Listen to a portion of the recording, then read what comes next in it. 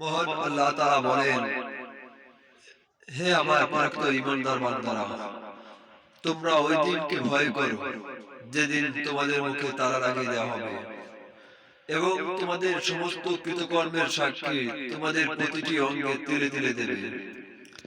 তাই যুবক ভাইরা সাবধান, আমরা এই হাত দিয়ে যে কাজটা করি না কেন সে কাজটা যেন আল্লাহ রাসূলের সন্তুষ্টির জন্যই হয়।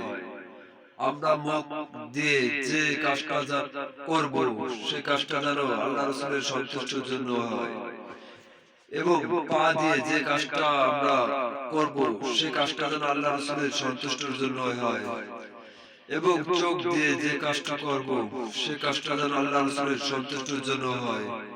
আল্লাহ তাআলা সবাইকে সমস্ত বোঝার তৌফিক দান করুক।